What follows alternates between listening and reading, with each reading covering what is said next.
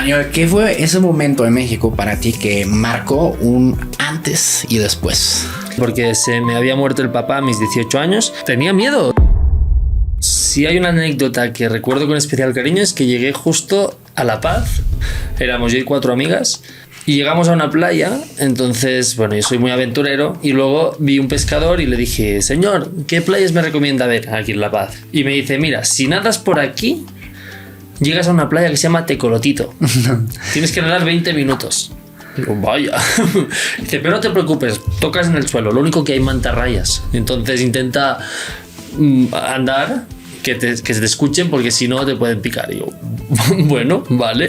Y empiezo a nadar y llego a una playa muy pequeñita que había solo un barco y como 3 señoras bien, y andaban con su música, sus chelas, sus ceviches, y claro, el sol era abrasador y tenía una sed terrible. Y les dije: disculpen, que tendrían un poquito de crema. Claro, piensa que era una playa desierta, no había nadie más, y de repente te llega un vato del mar que no sabes de dónde viene. Al 30 segundos me tenían ahí sentado con un ceviche en mano, una chela y ya me estaba poniendo yo la crema. Y ahí no entendí, porque para el mexicano quizás a veces es normal, ¿no? Porque es tu realidad, es ayudar al prójimo sin esperar recibir nada a cambio, es algo que está en tus estándares de normalidad. En España te hubieran mirado como: tío, la crema es cara, ¿sabes? Cómprate la tuya. Total, que no acaba aquí, que ya pasé como 1 hora y yo pensaba: tú, mis amigas se van a pensar que me he ahogado, déjame volver. Y nada, me despido de las señoras y a la que ven que entro así caminando al mar y dice: ¿dónde vas? Y yo, pues, me vuelvo. ¿Y qué, has venido nadando? Y yo digo: sí, está 20 minutos. Le dijo al del barco, al capitán: capitán, llévale. Y me ves a mí llegar a la playa con un barco así, rollo Titanic. Y además ahí pues no hay ley. Entonces llegué de que mis amigas estaban aquí tendidas tomando el sol y llego yo así, con el barco. Y yo no, me presenté como un rey. Entonces no, ahí entendí. Bueno, fue mi primer contacto con la hospitalidad mexicana. Y aparte, qué lugar más chingón que Tecolotito, güey. Es hermosa. Este año de final de 2024, el comienzo de este año, que bueno, ya conocía Tecolote, ¿no? Que pues bien conocido, los que son de la Baja o van a la Baja seguido conocen, y Tecolotito es como ese pequeño tesoro, muy poca gente va. Sí. Pero sí, es increíble, o sea, que si alguien de aquí va, pues que tenga conocimientos de mareas, de nadar, o sea, sí. Que yo porque me la jugué. Sí. O sea, si no puedes acceder por detrás. Exacto. También es muy bonito cuando llegas por detrás del caminito, claro, y la ves abajo. Así. Pero que, o sea, que no quiero incentivar a nadie que lo haga, o sea, con responsabilidad. Hoy en día tú documentas, pues sí, desde tu perspectiva, que eres catalán, español. Tus experiencias con la gastronomía mexicana. Casi subes video diario en Instagram, en TikTok, sí, en YouTube Shorts, creo que también, ¿verdad? Sí. Siempre como descubres como nuevos rincones de la gastronomía mexicana.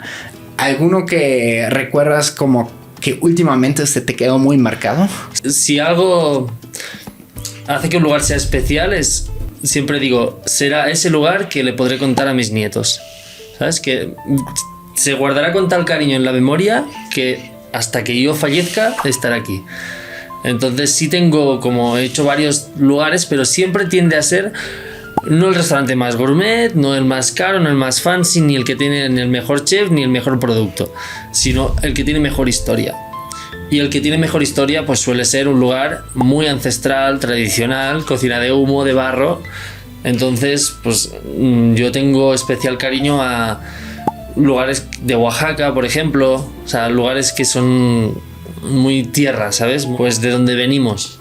Y el Yucatán también. Son 2 regiones de México que les tengo muchísimo cariño. También te digo, me falta conocer un chingo, pero mucho.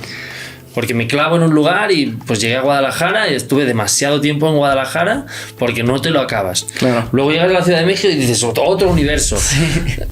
Le tengo tanto cariño a Oaxaca y a Yucatán que cuando tengo un momento me voy para allá. Claro. Y luego me dejo de conocer muchos lugares y entonces, bueno, de ahí nace también un pequeño motor para el superproyecto que se viene próximamente, que ya, si quieres, lo dejamos para más adelante, para que la gente se quede. Claro, claro, pero va a estar muy chingón. Va a ser también un antes y después, ¿no? En tu creación de contenido. Totalmente, totalmente. Sí. Bueno, y creo que como persona también. O sea, es un viaje hacia afuera y hacia adentro. Estoy seguro que voy a aprender. De hecho, es otra cosa por la que lo hago. De que estas personas de verdad son puras, tío. Es decir, vivimos tan en una sociedad, y en México aún, de que la gente, yo le digo la filosofía ahorita, no deja que el problema pise su felicidad, digamos, ¿no? O sea, vale, sí hay problemas, pero ya lo resolveremos.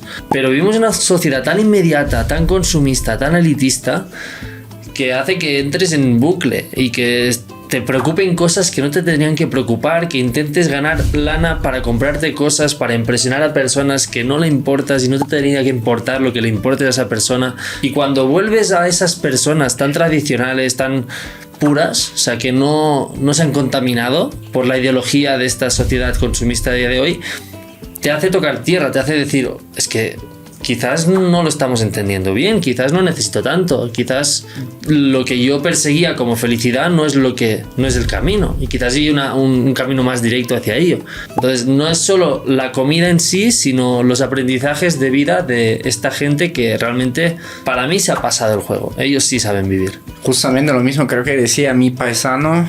¿Era mi paisano? Yo creo que sí. Erich Fromm, un psicoanalista de la escuela de Frankfurt. Escapó, creo que en algún momento, de los nazis. Yo creo que sí. O sea, estaba en contra. Y llegó a México y escribió el libro de... Justamente dice, ser, no tener, creo. En fin, o sea, como justamente lo que tú comentas también está bastante cañón. Sobre todo si tú dices, siento como nosotros de allá...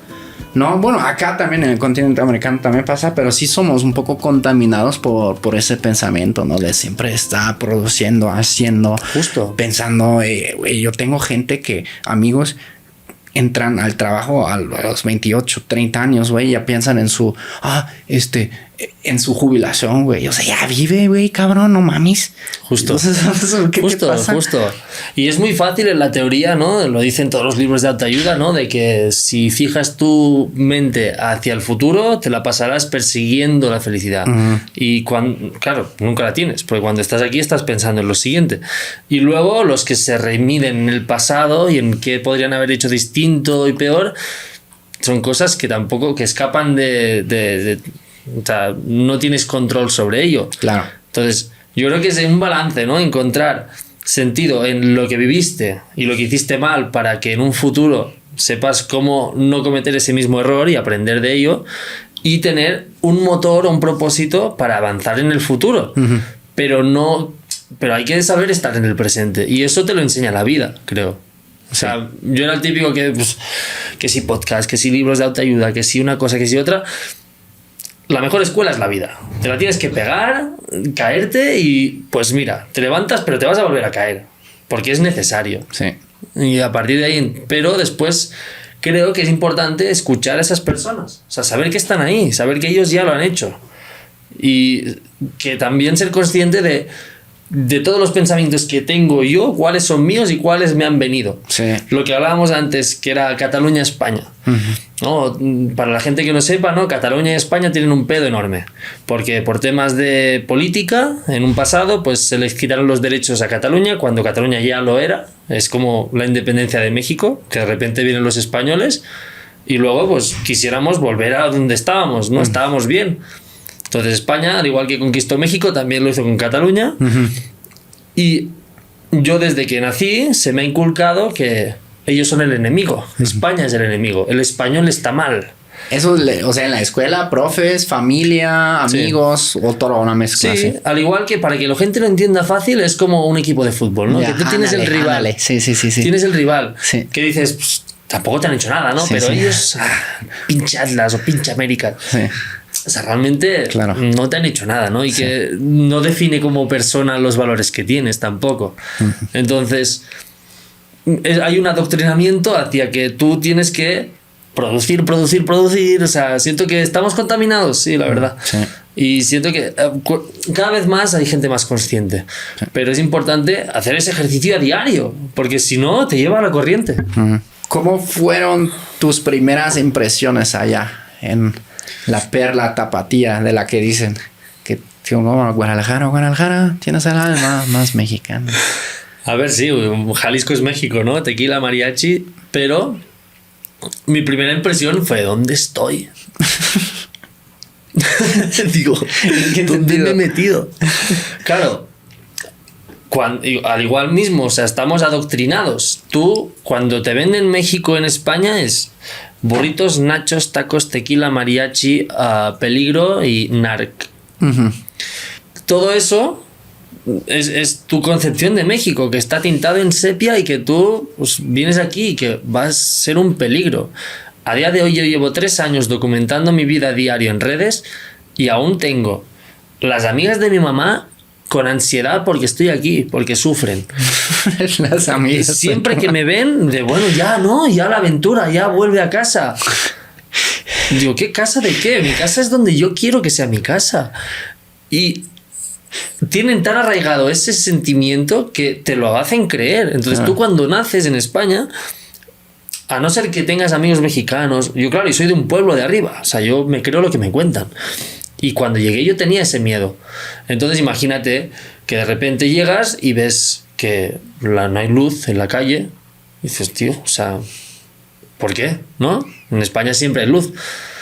Ves que vas en el Uber así. Porque no hay una infraestructura, o sea, que ahí no me quiero meter, pero bueno, supongo que mucho dinero público que se tenía que invertir en la sociedad y en las calles se malversa y se va por ahí. Desaparece mágicamente. Desaparece. Después ves los cables de la luz por arriba. Los cables. Y dices, ¿qué pedo, tía? ¿Qué es este desorden? Ves que no hay desagüe. Yo llegué en agosto, llovía y como... Puta, ¿qué es? Cabrón, eso en Guadalajara. Sí, no. Yo vivía en Avenida Hidalgo, 1126. Ahí podías ir en barca, tío. Sí, podía sacar mi lancha, güey. Y claro, tú vas con el miedo. Entonces mi primera impresión fue, pues mala, ¿no? Y yo es que tengo como 2 anécdotas que contarte. Te cuento primero lo malo y después lo bueno. Primer día de universidad, yo tenía que ir a las 6 de la mañana a la universidad. Entonces, a las 6 de la mañana aún no hay el sol. Y mi universidad estaba pon 40 minutos en transporte público, ¿no? 30 minutos entre que caminas 10 y tal. Yo iba con los huevos aquí, estaba cagadísimo de miedo, pero cagadísimo de miedo. Porque pensaba, pues me han vendido que México es muy peligroso. Y luego llegas al camión, no tenía para pagar, y me subo al camión y yo no sabía, yo pues pagaré con tarjeta o lo que sea. Subo... Antes de que saque el pie del suelo, el camión ya había tirado. Me subo ahí con muchísimo miedo, me pongo así con la mochila, tal. Y es como que tenía miedo de que me robaran. Y luego al día siguiente igual. Y veía que no pasaba nada. Y cada día pensaba, ¿pero por qué tengo miedo? O sea, ¿este miedo es racional o no? Y veía, yo qué sé, a la que interactuaba con la gente pensaba que era gente como, wow, o sea, son muy amables. Si le pregunto dónde está la farmacia es que hasta me acompaña y me guía hasta ahí. Y era como un shock cultural de decir, o sea, de repente me estoy encontrando que hay gente más humana que la que yo conocía en Europa, pero les tengo más miedo. ¿Qué pedo? No tiene ningún sentido. Y hasta que no te aventuras y dices, bueno, vamos a ver. Y ahora yo, o sea, siempre lo digo, tengo más miedo a ciertas horas en España. Sí, no manches. Porque ahí sí te roban. ¿De qué parte en Cataluña eres? Arriba a la derecha, se llama Olot, que es un pueblo. Ajá. Es la provincia de Girona. Ok, Girona, que está como a 1 hora de Barcelona. Claro. 1 hora y cuarto de Barcelona. Bueno, sí. Pues habrá también barrios... No, sí, ahí hay, ¿no? La mina y la mina es, pues yo te diría, a ver, no lo quiero equiparar a Tepito, ¿no? Pero si entras en la mina, pues sales desnudo. Sí, es que a la gente luego le cuesta mucho, que nunca voy a olvidar, justamente cuando fue en España, cuando estudié en España, mexicanos llegaron desde Tijuana una de Tijuana y otra de Guadalajara, nunca les había pasado nada ahí y llegan a Madrid y lo primero que pasa, le robaron las maletas. No mames, sí, está cabrón. Porque además la ley en España te permite robar hasta 500 euros. No mames. Sí, es decir, tú robas 500 euros y lo mucho que te dirá, te pasarás la noche en el calabozo. Ya. Entonces, ¿qué hace la gente? Pues si roba un iPhone, como tiene un valor de más de 500, lo esconde y sigue robando. Claro. Y claro, o sea, no hay una repercusión suficiente como para decir, no voy a robar. Y es eso, o sea, en México, a nivel general, te diría que pues no es peligroso. Obviamente no vayas donde no debes, cuando no debes, con quien no debes. Pero si tú tienes un poco de conocimiento de no tocar esos puntos rojos, en principio... O sea, yo aquí tengo la confianza de ir al gimnasio, cualquiera... Y mi única herramienta de trabajo, que es esto, que es el celular, pues yo me pongo el podcast y lo dejo ahí. Y nunca o sea, no me ha pasado nunca nada. O ahora porque lo he dicho, me va a pasar. Pero en España no lo haría. O sea, no es que aquí confío ya. ¿Sabes? Y ahí ya no confiaría. Sí. Y luego, si quieres, te cuento la anécdota de la primera impresión buena de México. Cuéntamela. Fue cabrona esa, Claro, llegas y la gente no lo sabe, pero pues cuando eres un estudiambre no tienes dinero, entonces tienes que dar un rodeo enorme entre aeropuertos para que te salga muy barato, porque si haces un vuelo directo es muy caro. Sí. Entonces, de puerta a puerta fueron 36 horas, creo. Y súmale el jet lag. Sí.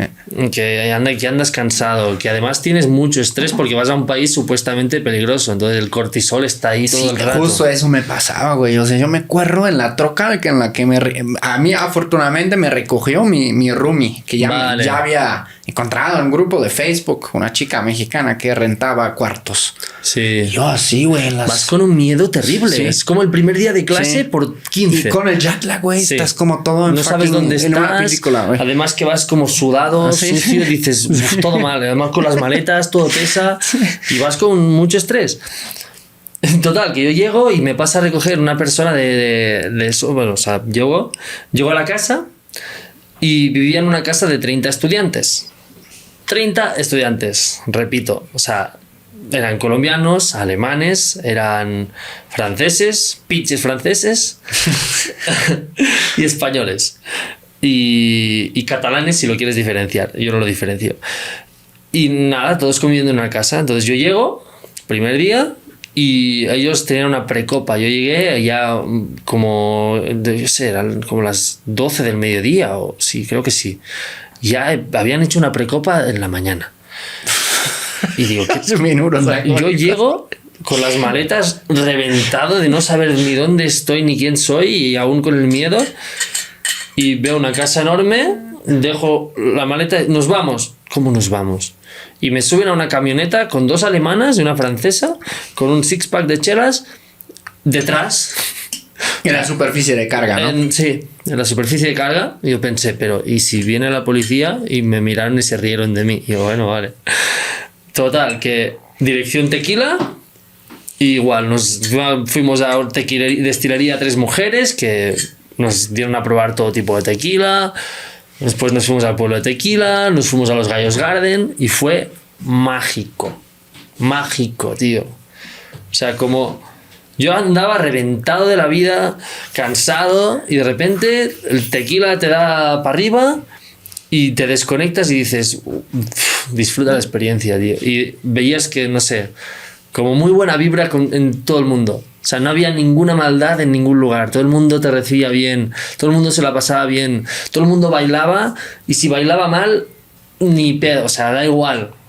Entonces, estás acostumbrado que en España siempre la gente te mira así, te juzga. Y ahí podías ser tú. Y era exactamente igual lo que hicieras, que nadie se reiría de ti. Te sentías libre, ¿sabes? Y eso es algo que es muy bonito de México.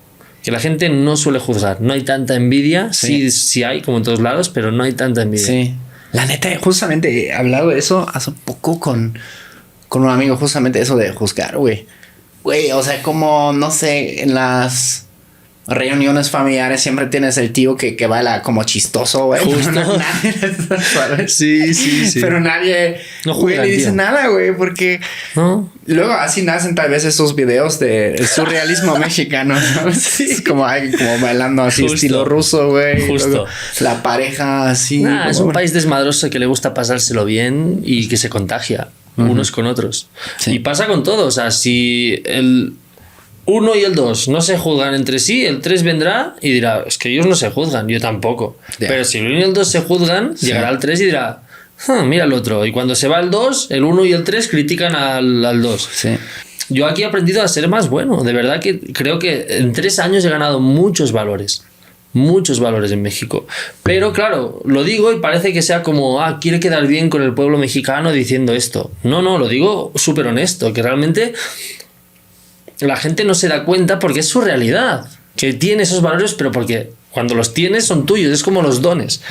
Hay gente que dice, no sé, es que yo, bueno, sí, soy bueno con artes plásticas, y desde la visión de alguien que no sabe que manipular cosas o que tiene mala letra, dirá, puta, es increíble lo que hace. Cuando son tus dones, son tan naturales en ti que ni los percibes, pero los otros dicen, es que tú los tienes. Entonces yo animo al mexicano que mire para adentro a veces y diga, somos unos chingones, tío. Sí. ¿Cómo fue que empezaste a grabar lo que grabas hoy en día? O sea, ¿cómo nació la fascinación con la gastronomía? Yo siempre digo que me eligió a mí. O sea, nace punto cero mi abuela, que cocina como Los Ángeles. Entonces yo llegaba a mi casa y hacía un omakase. Un omakase es como lo que el chef quiera. Tú no sabes qué va a venir. Yo llegaba a casa de mi abuela y nada, un casa humilde, pero todo lo que ganaba se lo gastaba en producto y haciendo la comida para el niño. Soy nieto único, entonces era un mimado, una persona que, sí, un chiqueado que le llaman aquí. Y llegaba ahí y me hacía hasta 6, 7, 8 tiempos y todo al momento, todo perfecto. Entonces yo ahí me apasioné por la comida, ¿no? Empezaba a intentar entender cómo cocina mi abuela, escribía sus recetas, a los 7 años te hablo, ¿eh? Pero siempre me ha encantado cocinar, pero no, la gente lo confunde con estudiar gastronomía. O sea, ser chef no es lo mismo que te guste comer. ¿No? Te puede gustar cocinar, pero pues, cuando estás en una cocina es muy difícil y no ves la cara del que le estás cocinando, entonces es como muy vacío, ¿no? Entonces, bueno, a partir de esa pasión, yo como estudiante llego y siempre me había encantado comer, pero llego a Guadalajara y veo que es como igual de grande que Barcelona, pero las posibilidades de comida es por 3 o incluso más. O sea, era caminar 2 pasos y puedes comer. Y mires donde mires hay comida, hay gente comiendo y es como ¡wow! Y yo me sentía como un niño en Disneyland queriendo subir a todas las atracciones a la vez. Y digo, pues, ¿qué hago? Y empiezas a buscar en blogs y ves que hay mucha información y no entendía nada. Y luego descubro la figura del foodie. Foodie es la persona que se dedica a recomendar comida en redes sociales. Y luego pues vi uno que se llamaba Buen Diente GDL. Desde aquí le mando un saludo, un abrazo, le debo la vida a este hombre, Claudio De Angelis. Como dice, su nombre es un ángel. Y nada, le mandé un mensaje diciendo, oye, ¿me podrías dar tu top 10 de comida? Y me responde, vente cabrón, yo te invito. Otra vez halagando a la hospitalidad mexicana, ¿no? Me invita y yo vi como toda la película en behind the scenes. Es decir, que tú ves una película y te quedas hipnotizado con la película en sí, la historia, pero no te paras a pensar que esa escena está hecha con una grúa, que hay una luz, que hay un director, que hay un equipo de sonido. Entonces yo vi lo que hay detrás, que obviamente no es tanta producción, pero me encantó. Dije, wow, qué chido, ¿no? Y luego vamos a un restaurante y veo que se puede lucrar incluso de ello porque es como una revista, o sea, es una promoción. Tú tienes un perfil que te ven las personas, tienes una comunidad y esa comunidad confía en tu criterio y hay un restaurante. Si tú vas al restaurante, hará que la gente vaya al restaurante. Entonces, del ticket promedio de las personas que tú consigues que vayan, solo una pequeña parte se va para ti, la otra para el restaurante y ellos ganan una recomendación. Entonces es un win-win-win. O sea, un negocio súper bonito, hermoso y redondo, donde hay una promoción orgánica de un producto o servicio que te está gustando para gente. me pareció brillante. Y además era como mi sueño, ¿no? Puedo dedicarme a comer. No un crítico gastronómico, pero dedicarme a comer, ¿sabes? Ganar de ello. Luego no sabía yo que pues es tan demandante, ¿no? O sea, que no hay un momento de break. Que cada día estás a pie de cañón, subiendo historias, editando, yendo arriba y abajo. O sea, que es muy demandante. Yo tengo energía infinita, por eso tengo suerte. Pero hay gente que ha venido conmigo de tour y no sabe lo demandante que es. O incluso eso, ¿no? Yo puedo ir a comer a 3 lugares, 4 en un día. Estoy diseñado para comer. O sea, yo puedo hacerlo. Hay gente que no. Que se cansa, que se sacia, que dice ya me cansé. Yo me encanta conocer la historia que hay detrás. Cometí muchos errores al inicio. Porque te dejas llevar. Es decir, llega un punto que los restaurantes te pagan. Tú eres un estudiante al otro lado del charco y no tienes fuente de ingresos. Y te vendes. Pero aprendes de ese error. Dices, es que yo estoy pudiendo ir a ese restaurante gracias a mi comunidad. Les debo todo a ellos. Entonces, ya nunca más voy a recomendar nada que no recomendaría a mi mejor amigo. Y desde ese filtro, ahora cuando me contactan intento decir que no. Y el sí tiene que ser algo, vamos. Entonces, que sea para recomendar a mi mejor amigo. No que sea lo más caro, no lo más fancy, no lo más top ni premium. Puede ser por ejemplo, he ido a unos mariscos, pero, o sea, casi me emociona, se me ha erizado la piel cuando me contaba la historia. Y eso es lo que hago, ¿no? Llego, siento, sin cámara, sin nada, miro a los ojos a la persona que es el dueño del negocio, cómo empezó. Y el de hoy me ha dicho una frase que me ha encantado que decía: empezamos que no teníamos para comer y ahora soy yo el que da de comer. Me encantó. Súper bonito, tío. Y claro, poder ayudar a estas personas es una gratificación infinita. O sea, me consta, por ejemplo, que han tenido que contratar a gente gracias a los videos. No hay dinero que pague eso en el mundo. Claro. O sea, estás dando prosperidad a un negocio y ayudando a familias para que llegue un ingreso a su casa. Obviamente, pues yo solo soy la palanca. Simplemente soy un mero comunicador entre la historia y el negocio que ya existe con el público que aún no conocía eso. Pero yo no tengo, ¿cómo se diría?, el reconocimiento de nada. Simplemente es pues se me da bien contar historias, editar y a través de los vídeos dar a entender que la gente puede ir a un lugar, pero no... O sea, si un negocio es próspero es gracias a que lo hacen de corazón, que lo hacen bien. Yo les ayudo. Y así empecé a crear contenido y a día de hoy pues está funcionando. Sí, sigues, bueno, empezaste en Guadalajara, ahora aquí en Ciudad de México. Antes también hablamos un poco de que pues solo en Guadalajara tienes un sinfín de lugares. O sea, yo te conté la anécdota antes en el en vivo de que cuando yo llegué a Guadalajara por primera vez, porque yo soy de pueblo, ¿no? Para mí es grande. Guadalajara era la ciudad más grande que había visto jamás. ¿Sí? Tal vez París es un poco más grande, pero como París tenía mis amigos allá, me llevaban, etcétera. No, nunca como para vivir solo. Es enorme. Pero para mí era, güey, es enorme, ¿no? Y aquí llegas a Ciudad de México. Y dice, no, pues, o sea, Guadalajara, todo con todo su respeto, pero pues Ciudad de México es 5 veces más grande. Sí, ¿no? Y luego te vas a Tokio y dices, vale. Ya. Yo me recuerdo que estuve en Tokio y tuve un vacío existencial, pero fuerte, ¿eh? Es decir, una sensación que no había... O sea, es como cuando piensas que es el universo, ¿no? Y dices, somos una pulga del universo. Sí. Me acuerdo de subirme ahí a una... No sé ni qué piso era, súper alto, un matcha de estos, que estábamos reventados y de repente me siento a hablar con mi compañero Marco y miro y todo el horizonte era ciudad. Quedé impresionado. Sí. Aquí en Ciudad de México quizás pasaría, pero con la contaminación como que... Sí, no es la pinche nata, no se acaba de ver. Pero sí me impresionó muchísimo, tío. Y bueno, como ahí empezando, Jalisco también tiene una cocina buenísima. Top. Y ahora andas acá en Ciudad de México explorando. Gracias a lo que me dedico, cada vez más, como es muy genuino, como lo intento hacer muy bien, pues conecto muy bien con los chefs, ¿no? O sea, siempre, de verdad que lo digo de corazón, que no lo he hecho nunca por seguidores, ni por fama, ni por dinero. O sea, de la pasión nació la profesión y he intentado seguir en esta línea, ¿no? De no colaborar con marcas que no vayan afín con mi comunidad, de no recomendar lo que no.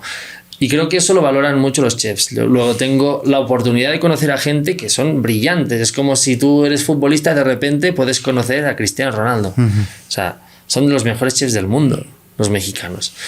Y lo bueno es que eso puede bajar bastante a distintas regiones, ¿no? Entonces siempre intentaba hacer un viaje al mes, pero eso, me atrapó mucho Yucatán, me atrapó mucho Oaxaca.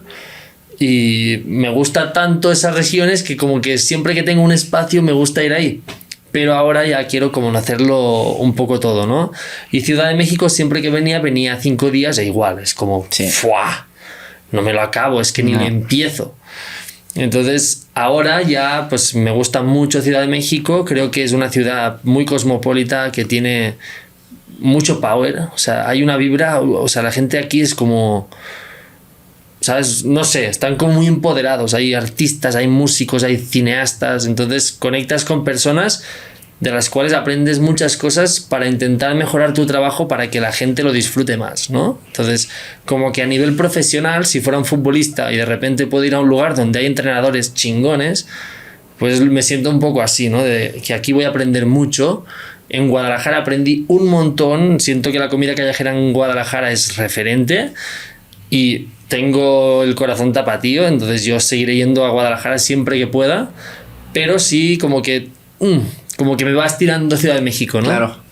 Y llegará un punto que supongo que pondré mi base aquí, pero pues, yo no quiero parar de viajar, quiero conocer todo México. Con lo que ya lo soltamos. Ya estamos justamente lo que antes habías anunciado, tu proyecto ahora que viene, ¿qué es? Ahora viene el proyecto de mi vida, creo yo, que marcará un antes y un después, no solo en el contenido mío, sino intentaré que aporte mucho valor a México también, y se llamará La Vuelta a México en 80 tacos. Básicamente es intentar seleccionar los 80 destinos que más representen México. No los más famosos, no los más turísticos, sino los que más representen la esencia de la gastronomía mexicana. Por lo tanto, cuando digo tacos es como el cliché y a partir de ahí quiero agarrar ese gancho para que después la gente entre y diga, yo quería tacos. Y yo diga, no, es que México no son tacos, cabrón. En México hay una infinidad de cosas que desconocemos. Entonces, ese platillo más tradicional de ese punto de la región, de esos 80, pues de ese ir a buscar a esa doña, a ese taquero, a ese campesino, para ir a buscar la cocina de barro, de humo tradicional ancestral, y a raíz de ellos y de su historia dar a conocer pues cómo piensan, cómo viven, cómo perciben la realidad, qué preocupaciones tienen, qué es la felicidad para ellos, vincularlo también con el origen y la historia de México, para que veamos de dónde venimos y luego intentarlo llevar al mundo contemporáneo, al restaurante high-end, ¿no? De lo más elevado que sea. Incluso me encantaría que viniera el campesino o la doña conmigo al restaurante a probar esa comida gourmet, ¿no?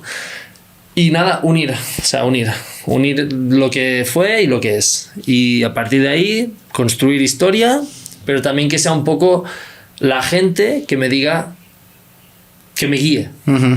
Yo soy el extranjero que conoce. Cada vez soy más mexicano. De hecho, tengo un tatuaje aquí de México mágico. Sí. Qué chido, güey. Está bien chido. Entonces sí me considero un poco mexicano. Sé que pues, no nací aquí, nunca lo podré ser, pero me considero un poco.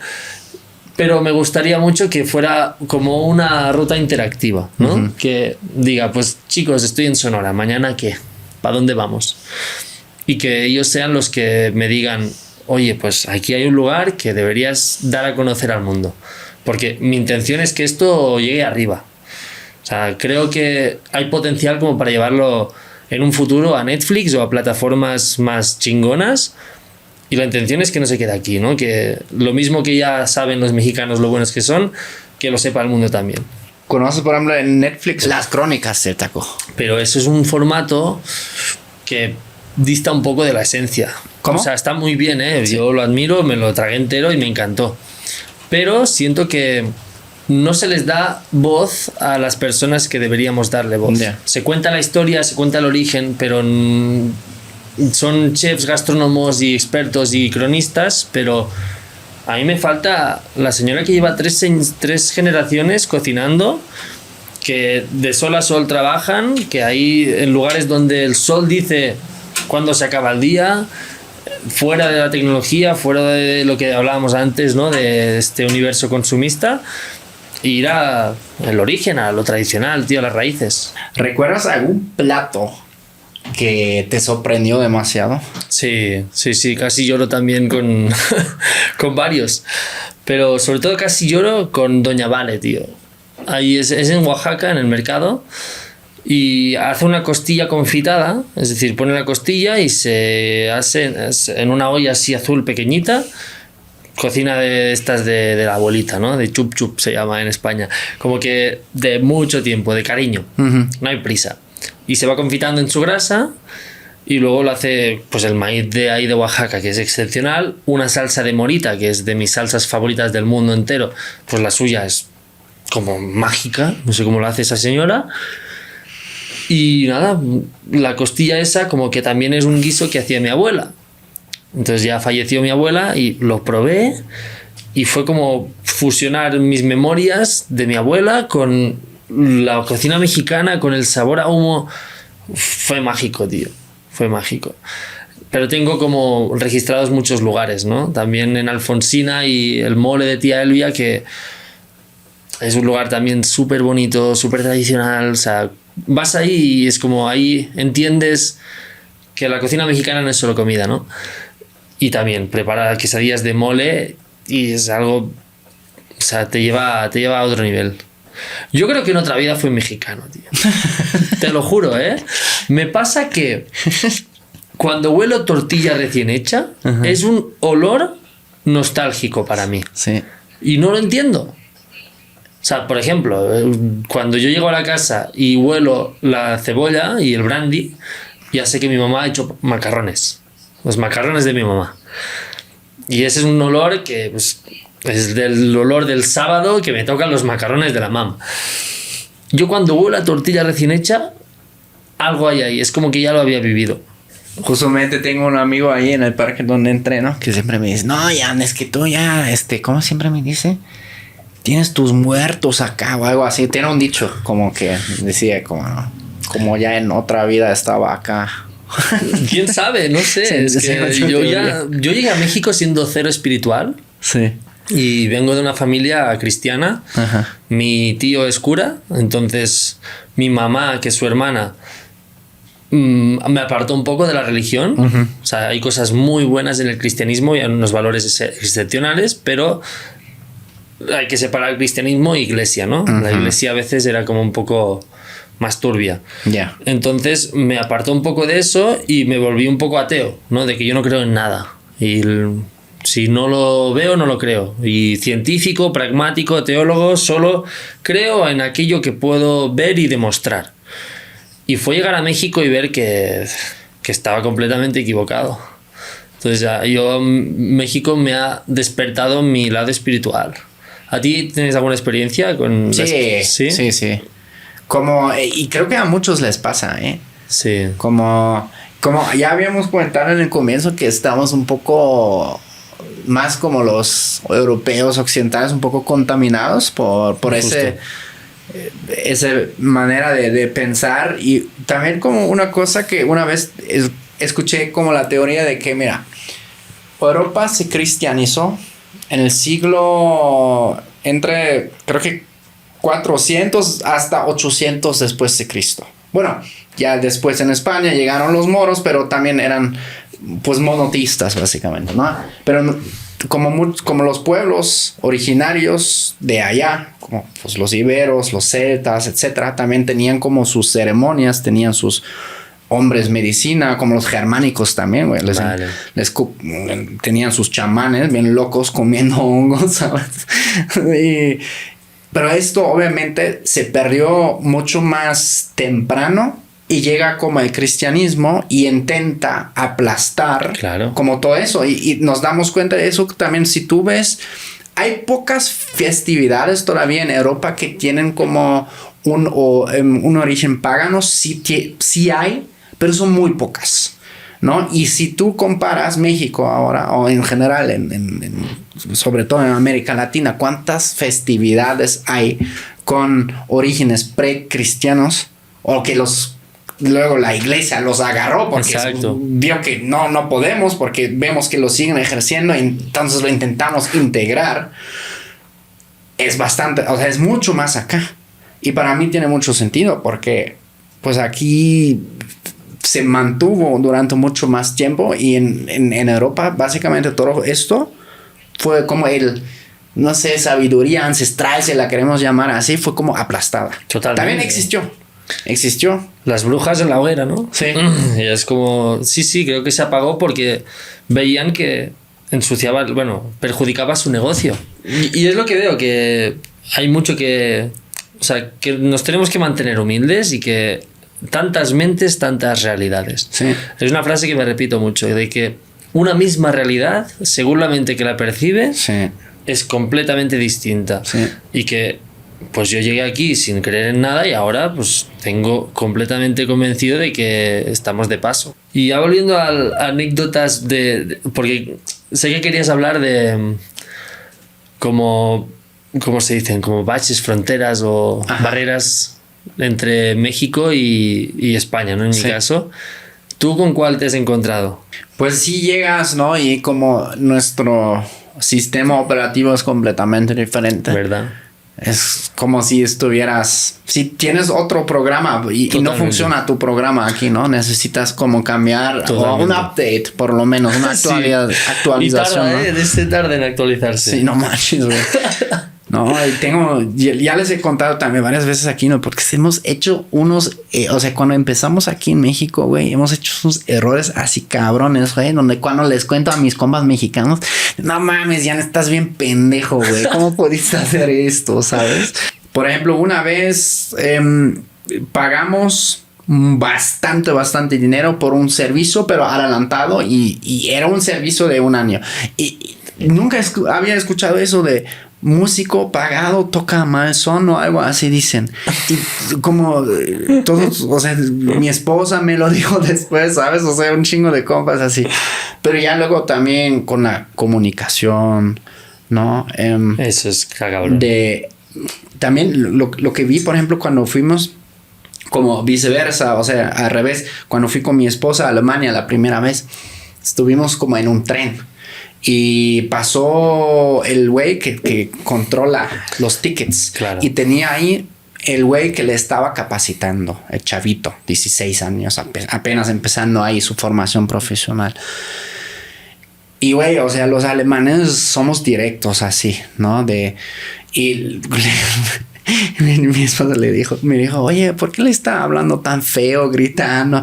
¿No? Porque le dice, nein, so nicht, ¿no? Así como, no, así, no, a ver, así, a ver, ahora hazlo, ¿no? Y mi esposa se sintió súper incómodo por el chico, ¿no?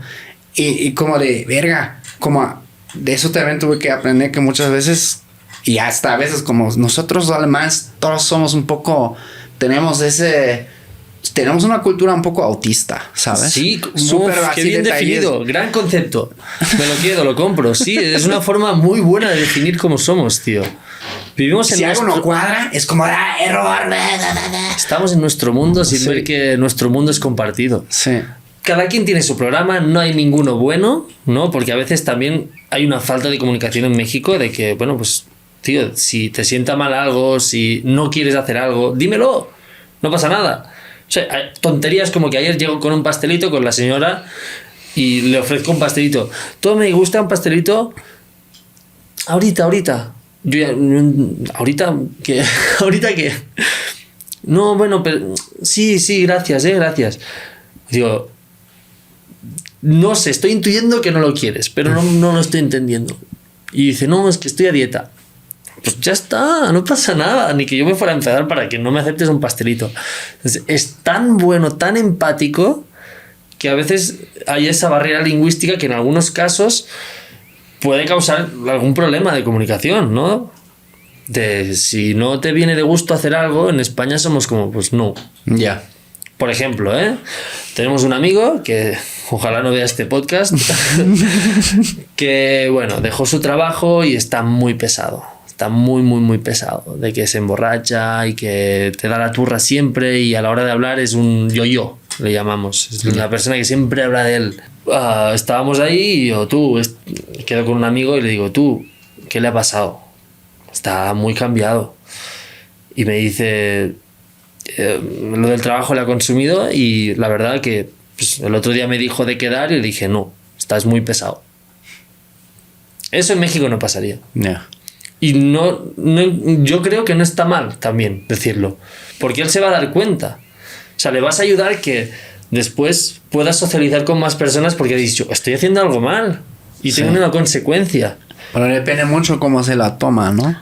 Sí, no, hay que tener tacto a la hora de decir las cosas, pero siento que no es ni bien ni mal. Ahora, yo sé que en España somos demasiado directos y demasiado fríos y aún ahora estoy con el programa de que yo digo las cosas y tengo que adaptarme, ¿no? El programa de aquí es pues decirlo con mucho más tacto, más suavidad. Entonces, tienes que trabajarlo, como que no es natural, ¿no? Es algo que como cuando hablas alemán para ti es natural y el español tienes que hacer un poquito de esfuerzo, entonces es lo mismo. Me ha pasado justamente con un compa que se lo quiero decir algo, pero todavía no sé cómo decírselo, güey. Sí, no, la verdad. Y cuéntame, Samiro, es un genio, pero es muy pesado, güey. A ver si ve ese podcast. La TV sabe que después. Una vez me pasó con él, güey, que estaba sentado en un café y llega una persona que nos quería leer las cartas. Creo que era mexicana gitana. Bueno, eso dijo. Pero tarotista. Tarotista. Y bueno, pues primero creo que nos preguntó por cigarros. No teníamos cigarros. Y después como 10 pesos. No teníamos 10 pesos. A ver, les leo las cartas.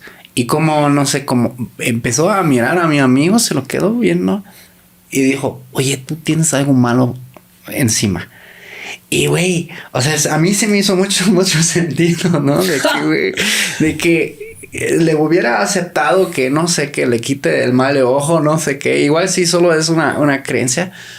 Pero sí, como ella ha visto, como lo que muchos compas también hemos visto con él, que es un güey brillante, pero algo tiene como que a veces como se mete la pata él solo. Sí, es que yo creo que repetimos muchos patrones. Es decir, tenemos muchos traumas y sin querer queriendo como que atraemos a nuestras vidas, por ejemplo, personas que en su casa han vivido violencia de género, sí, tienden a buscar parejas como muy prepotentes, muy agresivas, sí. Entonces repetimos patrones porque nuestro subconsciente nos guía hacia ahí. Y ahí está la palabra subconsciente, no somos conscientes de ello. Y por eso, si tienes la posibilidad, yo voy a terapia, tío. O sea, ahora mismo considero que soy feliz, que estoy bien, que he trabajado en mí mismo, que me he pegado una de hostias increíbles, pero aún así todos tenemos pedos. Sí. Y a México, si algo que me gusta es que la gente no tiene un tabú hacia expresar cómo se siente, ¿no? Sí. La gente es más romántica y se puede abrir de una forma más sencilla, ¿no? Igual, no te juzgan. Y yo aquí, pues, empecé a ir a terapia, pero me refiero a lo que tú consideres que a ti te va bien. Uh-huh. Constelaciones familiares, si quieres el tarot adelante, o sea, cualquier cosa que a ti te haga avanzar un poquito en tu bienestar y en salud mental. Y México te ayuda, ¿eh? A mí me ha pasado, yo también empecé aquí, me ha ayudado demasiado, güey. Después tuve así como un crecimiento brutal. Fue después de ir con mi psicólogo, si ve eso. ¿Verdad? ¿No? Pero, güey, o sea, si yo nunca he contado, por ejemplo, en mi pueblo, güey, en Alemania, los juzgones, güey. O sea, sí, oye, ¿ya te enteraste que la vecina va con un psicólogo? Como si estuvieras loco.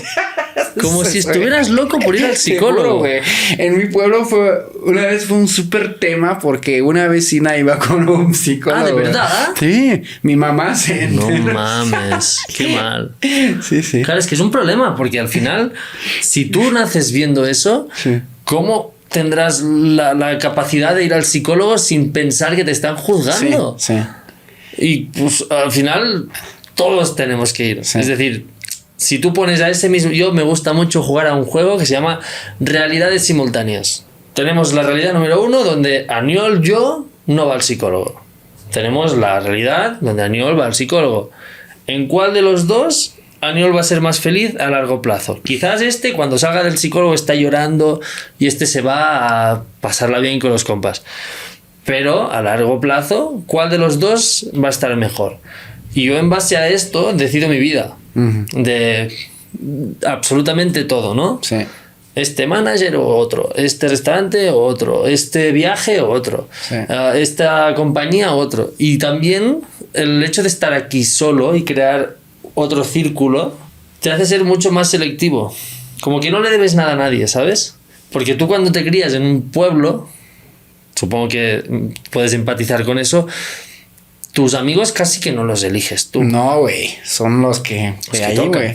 Y ya luego te vas haciendo mayor y como que de repente te haces otro grupo de amigos y tienes menos afinidad y te vas viendo menos. Y cuando ya te vas un año y vuelves, porque yo al final me dedico a las redes sociales, o sea, yo no estoy ahí mandando mensajes cada día de cómo estás. De vez en cuando, pero casi que es como que corto. Yo desaparezco de mi mundo anterior y vengo a este. Y luego cuando vuelves y ves a las personas, ya no hablando, sino las ves, la emoción que sientes es genuina. Ya no es una percepción subjetiva de cuánta estima le tengo a esa persona. Entonces, en base a eso, de irme y volver y ver la persona, es como, wow, a ti te quiero, pero infinito, y a ti, pues te tengo un aprecio, ¿no? Entonces, como que vas desarrollando esa intuición de rodearte de personas que te sumen y quitar personas que te resten. Sí, eso también es esencial. ¿Y luego tú te ha costado hacer amigos aquí? Yo o sea, aunque siempre la gente dice, no, no pensaba que era así. Pero yo siempre digo de mí que soy medio antisocial, güey. La neta. No, y muchos dicen, ¿cómo eres antisocial? Yo también. Tienes un podcast y así. Pero sí, pero tengo mis intereses. Como igual, no sé, no sé, nunca, yo no quiero autodiagnosticarme como medio autista o algo así, ¿no? Pero tengo mis intereses súper definidos, güey. Es como partes de culturas, así, cosas, ideas muy abstractas, ajedrez, artes marciales, fútbol, pero el lado de las barras bravas, ya. No sé, a veces no sé por ejemplo, en una fiesta así sí me cuesta hoy en día, cuando todos se ponen hasta la madre y así, como de no sé de qué hablar, güey. Y estoy ahí calladito, ¿no? Ya, está cabrón, porque después tienes un podcast y aquí puedes hablar y hablar y hablar de lo que sea. Como ahí me ayuda mucho también aquí como de ser mexicano, o sea, pero a la vez soy genuinamente como curioso, güey. Y si hablo como en el parque, hablo con todo el mundo, ¿sabes? Está rarísimo. Pero en una fiesta luego estoy en la esquina, no sé qué hago. Sí, me pasa. Por eso me gustan solo los raves de techno, ¿sabes? Como no tienes que hablar, güey. Sí, no tienes que hablar. Ahí es como, cállate. Quiero escuchar la música, cabrón. No, y te entiendo. Y creo que es muy válido.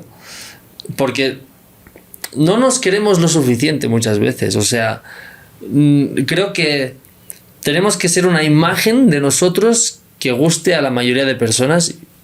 ¿Por qué? Porque no somos tan importantes. O sea, yo me di cuenta de eso. Gracias a las redes sociales me di cuenta de que no soy tan importante. De que le valgo pito a todo el mundo. O sea, que si desaparezco de esta tierra, me van a llorar unos cuantos queridos y quizás a otros les sabrán...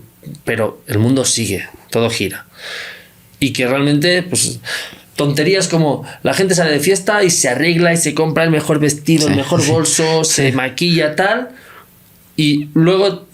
Incluso estando en la fiesta, para que no haya un lapso de tiempo que tú puedas decir, me olvidé. Estando en la fiesta, de repente te ponen aquí y dices, vale, ¿cómo va vestida esta amiga tuya? O o el otro. Ni sabes. Para causar una primera impresión ligar, chingón. Pero la gente va mirando hacia adentro, todos miramos hacia nosotros y no miramos al resto. Entonces, saber que cada quien está ocupado con sí mismo, ¿no? Entonces creo que nos tenemos que respetar más nuestra esencia, nuestros gustos. Yo, por ejemplo, no miro noticias. No miro noticias. Es muy buena costumbre, güey. Ahora lo están haciendo de moda y tal. Yo hace años que no miro noticias. Soy un ignorante y soy feliz siendo ignorante. Sé de muchas otras cosas, Pero de esto no. Luego el fútbol, me gustaba, era bueno, jugaba, lo aburrí, tío, lo aburrí. Y de repente me desvinculé. Y a la que me gusta algo me obsesiono. Tuve una temporada que me obsesionaba el tecno. Me gustaba la BMX, el skate. Después me gustaba la escalada. La escalada me enganché durante 5 años, pero como loco. Me leía todos los libros, documentales, escalaba más días de la semana de los que podía. Y está bien. Es decir, buscaba mi camino y me gustaba ahí.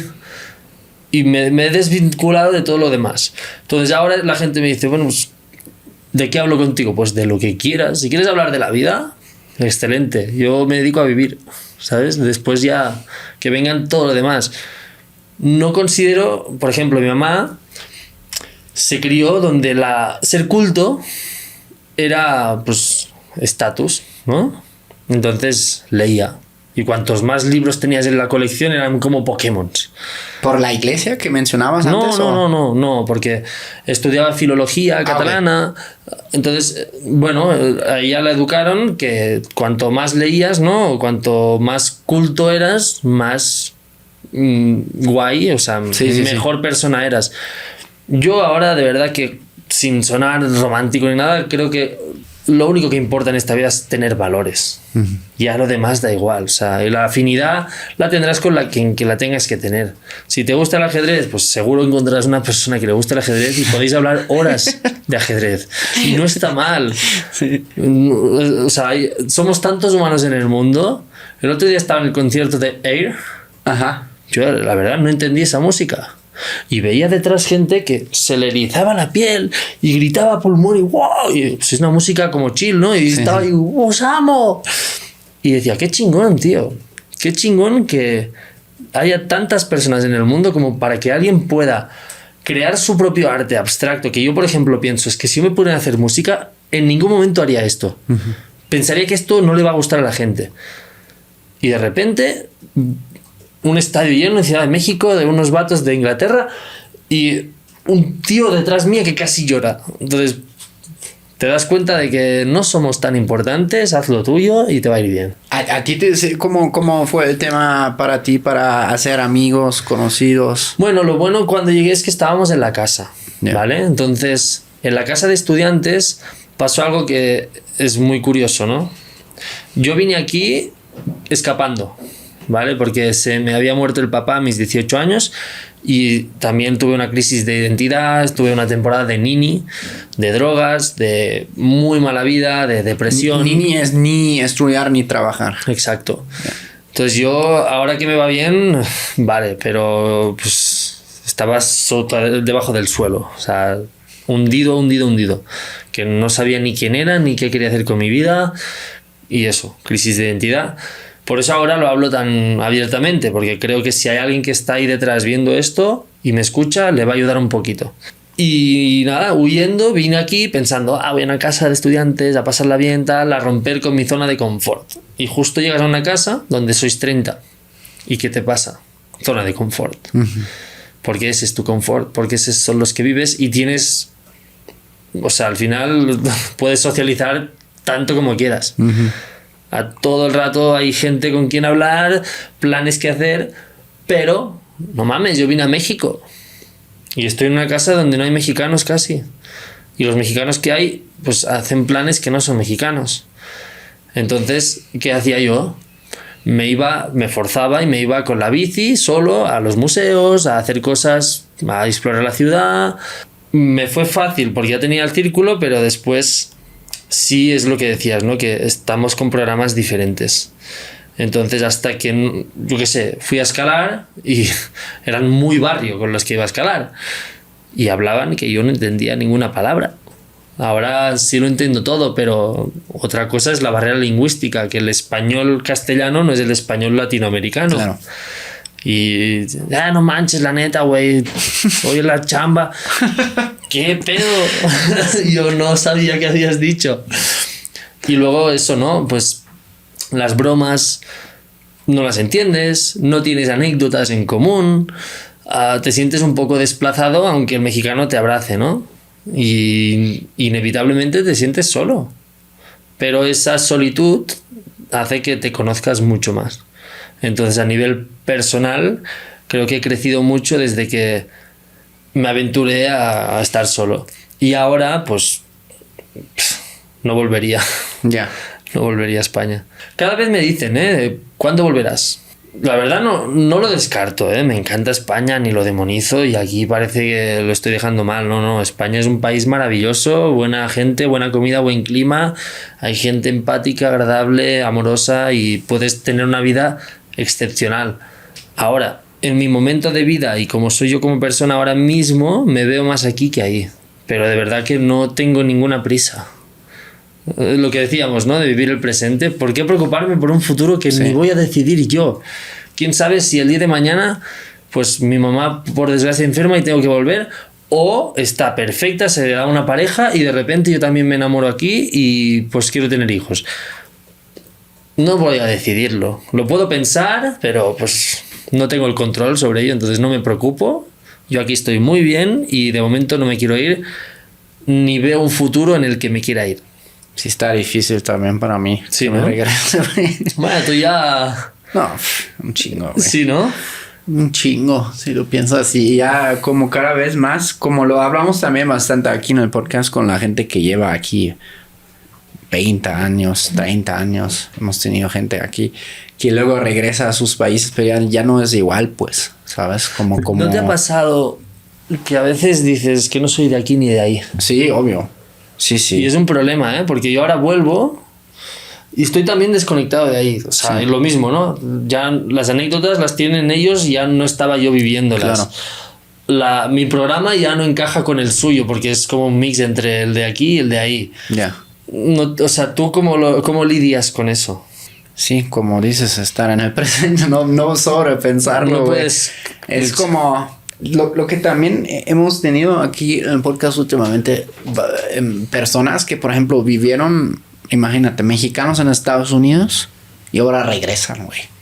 También eso es un pedote, güey. Y cada quien tiene ahí como su propia manera de cómo abordarlo, pero lo mejor es, pues sí, fluir, ¿sabes? Y yo desde aquí quiero lanzar un mensaje y es que sí, fuera de México puede haber prosperidad económica, pero en la vida hay muchos pilares. Sí. Familia, amigos, trabajo, salud, dinero, hogar. O sea, hay muchas cosas que hacen que tú seas feliz, ¿no? Hay un gran círculo. Uh-huh. Entonces, tienes que darle un poquito a cada uno y buscar un equilibrio en todos. Yo he pasado etapas donde no trabajaba ni estudiaba. Ahora, a nivel social, era el amigo de todos y siempre tenía planes. He pasado etapas del año pasado, estuve workaholic, trabajando de sol a sol y me proponían planes y yo, no. Y lo único importante era tacotillos y esto. Y me olvidé de lo otro. Ahora estoy en un momento que, pues, que no iba con chicas. Tampoco es eso. O sea, ahora ya vuelvo a ir con chicas. Y tengo temporadas de que la cago en un lugar y en el otro. Entonces creo que se ha vendido una idea de que fuera de México hay prosperidad económica y sí la puede haber, pero aquí también. Lo único que falta es empoderarse un poco, ver cuáles son tus dones y cómo potenciarlos. Sí. ¿No? O sea, para salir del sistema tienes que querer salir del sistema y no es fácil. Yo estuve un año subiendo contenido y mis primeros vídeos tienen 12, 15, 20 likes. La gente ve el resultado final, pero es una consecuencia de una constancia y un sacrificio. Entonces tienes que estar dispuesto a ello. Y en donde tú quieras te puedes forjar un futuro, pero tienes que luchar por él. Entonces siento que se ha vendido como que en Europa hay la tierra prometida, en Estados Unidos también, ahí te van a dar dinero. Sobre todo por los sueldos. O sea, eso claro, indudablemente te van a dar ahí dinero. Están más arriba. Obvio te van a dar dinero. Felicidad no lo sé. Uh-huh. Sí. Porque lo que hablábamos, ¿no? Todo el podcast, o sea, el factor humano, el mexicano, sí, es amoroso, es cálido. Yo no me he ido a un lugar, sobre todo, a vivir y me he quedado que, obviamente por la comida, pero por la gente, que es lo que decíamos antes. ¿Qué es lo que más te ha gustado? Me decías, la gente. Uh-huh. Entonces imagínate que de repente tú estás en este programa y es el juego inverso, que te vas y de repente todo el mundo es frío. Buah, eso sí debe ser duro. Yo me tengo que adaptar a algo que es mejor, Pero ellos se tienen que adaptar a algo mucho peor. Entonces siento que son muchos los mexicanos que acaban volviendo. Que se van y vuelven. No, y yo creo que ahora va a haber una ola bastante brutal de mexicanos que van a regresar, aunque tal vez tengan legalidad, hay papeles, etcétera, pero que cada vez más lo van a evaluar como una opción de regresar, güey. Europa también siempre se pinta como muy, como aquí siempre dicen, no, es como de Alemania, es de primer mundo. A ver, ¿quieres que grabe un video en el barrio bravo de mi ciudad, güey? O sea, te vas a sorprender. No, o lo que también muchos... Yo pregunto siempre eso aquí, como hemos también muchos invitados mexicanos que vivieron en el extranjero y a los que en Alemania vivieron un rato, yo les pregunto, ¿qué te sorprendió? Y muchos me dicen, no, es que, güey, muchísimos homeless. Sí, tío. ¿No? Como de no lo tienen dimensionado así, pero... Sí, y es eso, hay sociedades que se supone que son el futuro, como es Japón. Pues quién sabe, ¿eh? Porque no tienen hijos. No, ya se están casando con muñecas. Ahora he visto un documental, güey. Pero o sea, es un hecho de que no...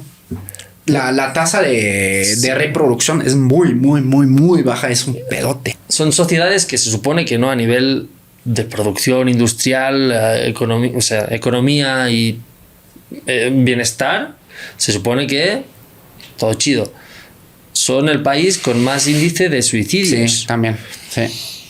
¿Qué nos estamos dejando? Es lo que decía al principio, lo reconecto con las personas que quizás pues tienen para comer, no para comprarse un iPhone, no para comprarse según qué prendas de ropa, ni para un reloj, un carro, lo que sea. Pero viven al día y son felices, tío. Nos estamos dejando muchas cosas en el tintero. O sea, es una expresión de España que quiere decir que no nos estamos dando cuenta de que quizás la realidad es la que nos están contando y no es la real. Uh-huh.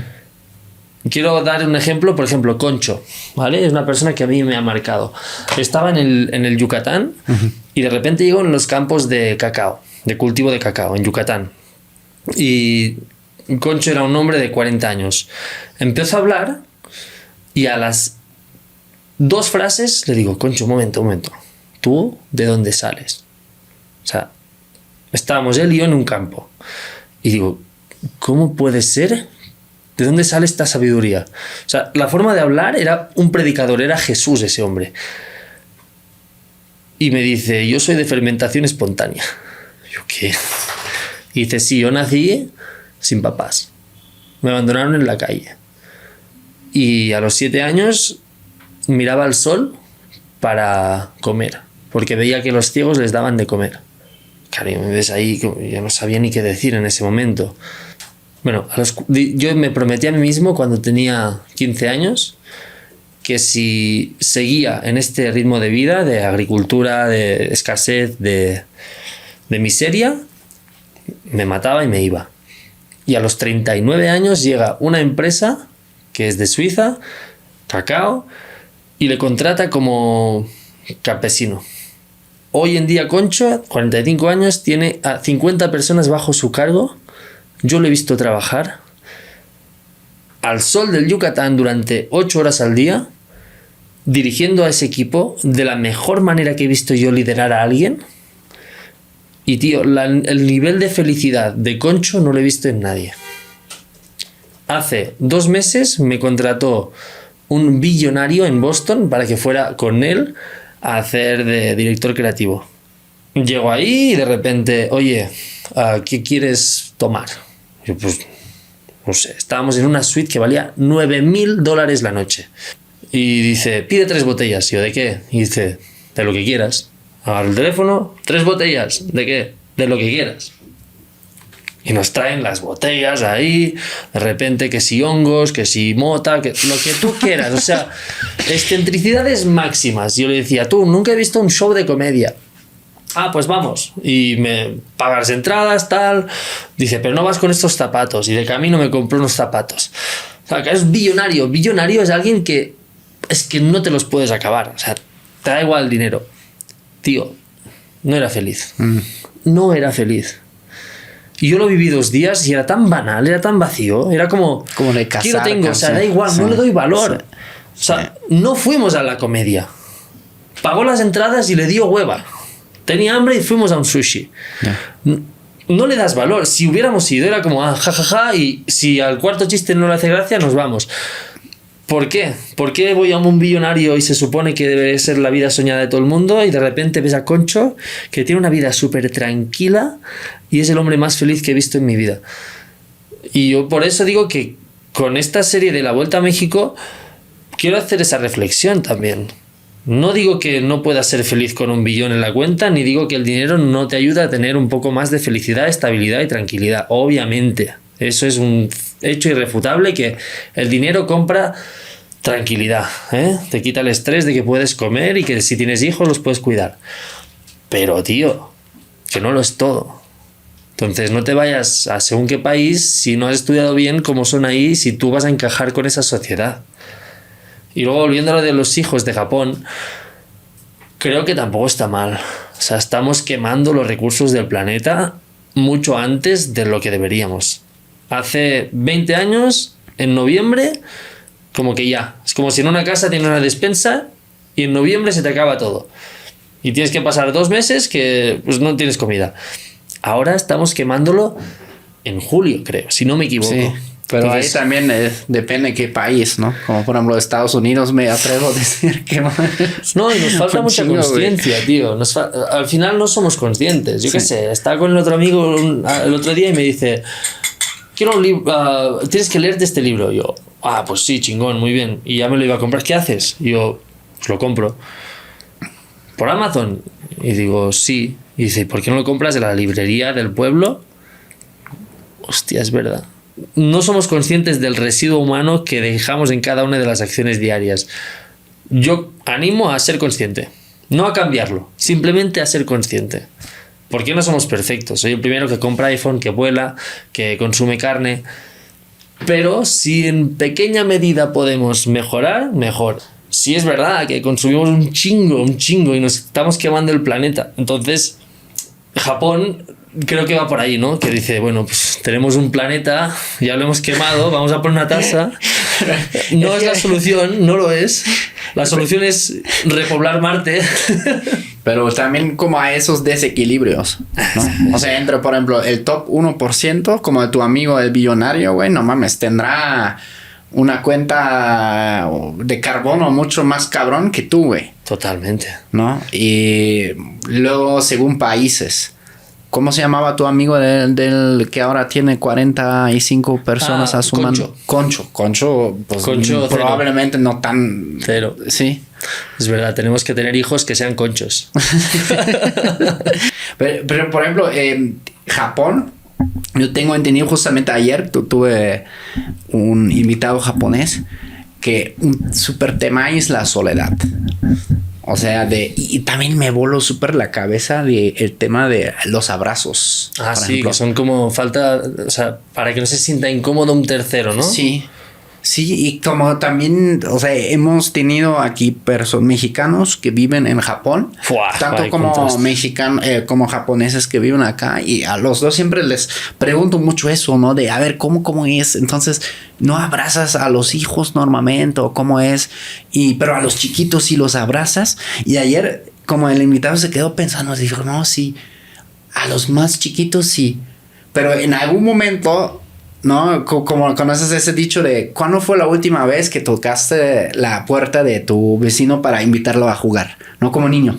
¿No? ¿Cuándo fue la última vez que el papá japonés abrazó a su niño por última vez? Ya en algún momento son suficientemente grandes y los dejan de abrazar. Ayer a mí me lo comentó así. Claro. Y que viven solos. Y como son súper, como yo lo tengo entendido, solitarios. Y bueno, también obviamente es un poquito el tema del dating, etcétera, como luego son tradicionales. No solo ocurre en Japón, en Corea, creo que también tiene un súper tema con eso. De hecho, cuando volví de Japón, justo al lado me tocó un peruano que había sido guía de montaña y que vivía ahí durante 30 años, había tenido 2 esposas japonesas y se ve que el que llevaba las cuentas en la casa era la mujer, la esposa. Entonces entendías O sea, él se adentró tanto en la sociedad a nivel de que convivía que sí te das cuenta que es otro planeta, literalmente. Sí. Podrían haber vivido en otro planeta y venir aquí y dices que sois otro tipo de persona. Sí. Y te das cuenta que también tu realidad es tuya. Sí. Por lo que diga, tantas mentes, tantas realidades. Sí. Para un japonés lo va a sentir como una agresión si tú abrazas a alguien en público. Claro. Y dices, ¿qué? Si es lo más humano que hay, un abrazo. Sí. Pero no es su culpa, porque está criado ahí. Por eso yo lo valoro mucho, güey. O sea, con coreanos o japoneses que viven acá, que cuando les extiendes la mano y te dan el abrazo, ya sabes, güey, no mames, güey. Les cuesta un chingo para acostumbrarse a eso, güey. Claro. Porque... Sí, sí. Supongo que es como alguien que va a una playa nudista por primera vez, ¿no? Que yo puedo ir y ole. ¿Tú has ido aquí a Zipolite? Sí. Sí. Y así. Yo no tengo ningún problema. Sí. Somos ciudadanos del mundo y así venimos, así nos vamos. En Alemania es muy popular la cultura nudista. Ah, sí. Sí. Mira que como que no pega, como yo no hubiera dicho. Sí, muy. O sea, hasta como ya muy random a veces, güey. O sea, más los viejitos, güey. Pero a mí de morro yo me acuerdo, güey, como que a veces íbamos a playas, güey, ¿sabes? Y en Alemania es súper liberal, güey. O sea, es súper normal que ves a tus papás desnudo siempre, güey. Que de hecho no quiero abrir el melón pero Berlín es de los lugares que más me ha impactado en el mundo. Como hace 90 años podían matarte por ser cojo o por ser homosexual. Sí. Y ahora todos conviven. O sea, yo llegué ahí, estábamos en una pizzería al lado del río, 2 plantas abajo, una fiesta tecno, gente con, lo que sé, drogas psicodélicas, otros con MD, un vato arriba borrachísimo, calvo, súper enfarlopado, después al lado unos que fumaban mota y era como... Y después familias comiendo pizza. Pero de tranquis, y todos conviviendo, nadie juzgándose. Digo, pero estos tíos hace 90 años... podían matarte por una orientación sexual. Sí. Por eso, también antes de que... Me pido mucho en el canal, tengo que hacer otro en vivo de eso. Hago como... Justamente hizo un en vivo donde cuento un poco la parte antes de los nazis tomaran el poder en Alemania. Y Berlín antes ya era un desmadre, güey. O sea, era un poco una probadita de lo que es hoy en día. Vale. Era un poco... Ya lo traían dentro. Sí, como mucha... Pues libertad, ¿no? Mucho como mente abierta. Bueno, pero llegan los nazis y ya se acaba, ¿no? Berlín sí es... Yo siempre digo como hay muy pocos lugares que pueden competir con México respecto al surrealismo. Pero Berlín a huevo es uno, güey. Sí, Berlín. No mames, güey. Está bien surreal esa ciudad. La verdad, sí. Por eso hacen match, ¿no? Cuando vienen aquí. Te traga, güey, Berlín. Sí, la verdad. Yo siempre lo pensé, que me gustaría vivir ahí un tiempo. Sí, pero 2 meses mejor. Sí, ya después yo dije 6.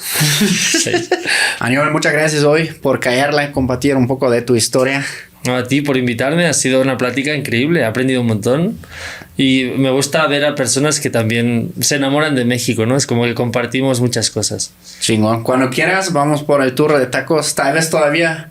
Yo creo que ya tú tienes súper ubicado todos no los te creas, lados, no te creas. Al final uno nunca sabe y eso es la maravilla, que siempre tienes algo por descubrir. Ya fuiste a Tacos Londres 5 por 35. Bueno, eran 5 por 35 hace 2 años, sí, creo que allá son 5 por 40. No, que son de perro. O sea, a mí me dijeron que era suadero, no suaperro, pero quién sabe. Pero son famosos. Vale. Va mucho godín. No, lo bueno que tenemos mucho por explorar, así que nos queda pendiente un tour. Y el último, taco de cochinada. Ah, bueno, a la verga, güey. Las redes sociales de Aníbal están abajo en la descripción. Síganle para ver este reto de 80 México en 80 tacos. Ve aquí la historia de Sef, una francesa muy mexicana. Y también entérate porque ella defiende a los mexicanos. Ve su video dando clic acá.